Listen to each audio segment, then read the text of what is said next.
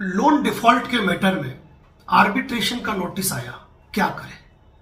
साथियों, जैसा कि आप जानते हो कि हमारे YouTube channel advocate Narendra Joshi and associate पर लोन डिफॉल्टर से जुड़े लोगों के लिए कई महती जानकारियां हैं और ऐसी महती जानकारियां हैं जो कि किसी भी लोन डिफॉल्टर को उनके अधिकारों के बारे में न केवल सशक्त करता है, अपितु हमारा प्रयास ये होता है कि कोई भी व्यक्ति लोन डिफॉल्टर बनने के बाद भी किस तरीके से बैंक को उसकी राशि चुकाए, किस तरीके से लोन सेटलमेंट करें और इस दौरान उनको क्या कदम अख्तियार करने चाहिए, उसकी पूरी जानकारी हमारे चैनल पर दी जाती है।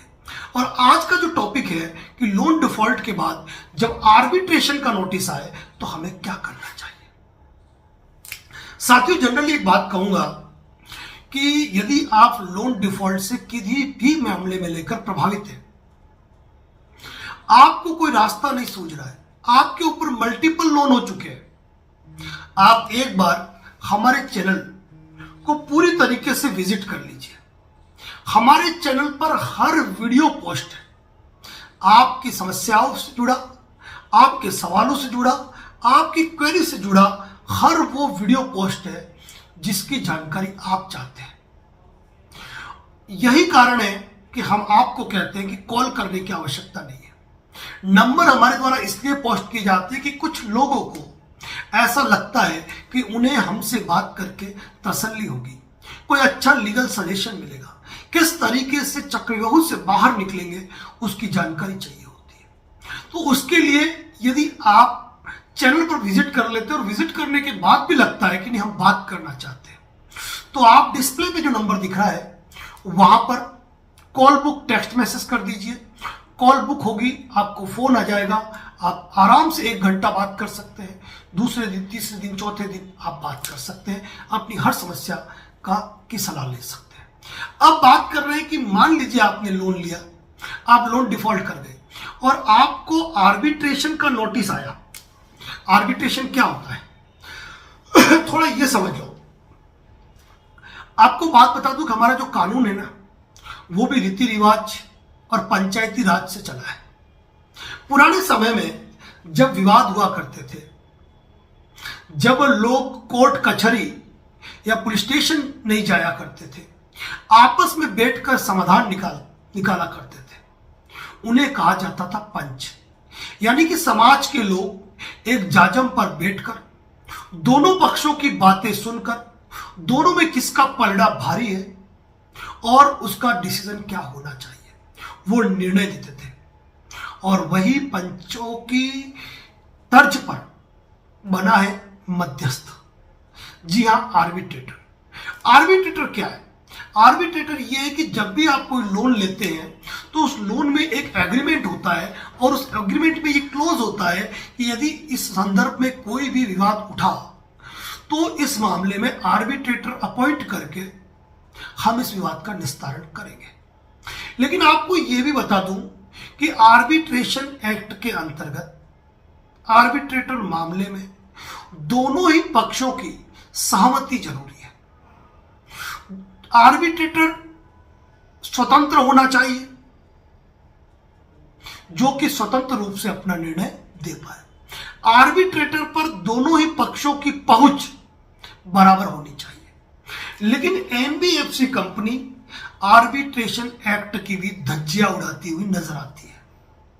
यदि किसी व्यक्ति ने उदयपुर में बैठे हुए लोन लिया है तो उसका आर्बिट्रेटर चेन्नई से नोटिस आता है। कोई व्यक्ति मुंबई है तो उसको दिल्ली से नोटिस आएगा, दिल्ली वालों को मुंबई से नोटिस आएगा, ताकि वो लोग वहां जा ही नहीं पाए, अपना पक्ष ही नहीं रख पाए और एक पक्षीय अवार्ड आर्बिट्रेटर द्वारा पारित कर दिया जाए। मैक्सिमम आर्बिट्रेटर जो एनबीएफसी कंपनी होते हैं उनके हितबद्ध होते हैं और यही कारण है कि आर्बिट्रेशन में लोगों को लगता है कि हमें इंसाफ नहीं मिलेगा, हमारे पक्ष में कोई बात नहीं होगी। ये बात सत्य है। लेकिन आर्बिट्रेटर की कार्रवाई होने से पहले आपको आर्बिट्रेटर का नोटिस आता है। जब आपको आर्बिट्रेटर का नोटिस आए ना, तो आप ये देख लीजिए कि उस नोटिस में क्या लिखा है। आप उसका ऑब्जेक्शन लेटर तैयार कर सकते हैं और उसके लिए किसी एडवोकेट की जरूरत नहीं है। आप खुद ही आर्बिट्रेटर के नाम पर वो ऑब्जेक्शन लेटर लिखकर अगर उनका आर्बिट्रेटर आपको स्पीड पोस्ट से आया है, आप स्पीड पोस्ट से रिप्लाई कर दीजिए, मेल कर दीजिए, और जो आर्बिट्रेटर को आपने रिप्लाई भेजा है, ऑब्जेक्शन भेजा है ना, उसकी कॉपी, उसकी डाक रसीद, और 2-4 दिन बाद इंडिया पोस्ट ऑफिस पर जाकर यानी कि वेबसाइट पर आप उसकी ट्रैकिंग रिपोर्ट निकालकर आप उसको फाइल में संभाल के रख लीजिए, क्योंकि वो भविष्य में काम आने वाला है। अब आपने आर्बिट्रेटर को ऑब्जेक्शन भेज दिया कि भाई आर्बिट्रेटर दोनों की सहमति से अपॉइंट किया जाता है और इसमें मेरी सहमति नहीं है। आप जो बैठे हैं, मैं दिल्ली में बैठे हैं, मैं मुंबई में बैठा हूं, इतनी दूरी की यात्रा मेरे लिए संभव नहीं है। मैंने इस आर्बिट्रेशन के लिए अपनी सहमति प्रदान नहीं कर रहा हूं। बैंक की क्या गलती है उनको भी आप डिस्क्लोज करें और लेटर भेज दें। इसके उस लेटर को मिलने के बाद भी यदि आर्बिट्रेटर आपके विरुद्ध अवार्ड पारित कर देता है ना, तो वो अवार्ड जो है वह आपके ही एरिया की जिला न्यायालय के अंदर आएगा, वही एग्जीक्यूशन करने के लिए लगेगा, और उस एग्जीक्यूशन के दौरान आप अपनी आपत्ति जो है वह पेश कर पाएंगे। साथ ही हाईकोर्ट और सुप्रीम कोर्ट के इस तरह के आर्बिट्रेशन के मैटर में जहां गलत रूप से अवार्ड पारित होता है, उसके बारे में भी जो जजमेंट्स है वो हमारे YouTube चैनल में हमने पोस्ट किए हुए हैं। आप विजिट करके देख सकते हैं कि कौन कौन से जजमेंट है जिनको आप वहां पर पेश कर सकते हो, और ये आर्बिट्रेशन खारिज भी हो जाते हैं, क्योंकि जो नियमों से परे जाकर, कानून से परे जाकर आपकी आपत्ति के बावजूद जो आर्बिट्रेटर अगर अवार्ड करता है तो वो विधित शून्य होगा, ये बात मान के चलिए। तो जब भी आपको आर्बिट्रेटर का नोटिस आए ना, तो आप उसको इग्नोर ना करें, आप उसका रिप्लाई दें। एग्जीक्यूशन जब हो तो वहां पर उस जवाब के साथ आप अपना जवाब पेश करें, वो डॉक्यूमेंट पेश करें। आप निश्चिंत रहे इस मैटर में। आर्बिट्रेटर यदि आपके शहर का है तो फिर आप उपस्थित होकर आप अपनी बात भी रख सकते हैं, लेकिन इसके लिए ज्यादा चिंता करने की आपको आवश्यकता नहीं है। साथियों, लोन डिफॉल्ट से रिलेटेड कई वीडियो पोस्ट है, चैनल पर विजिट करके देख सकते हो।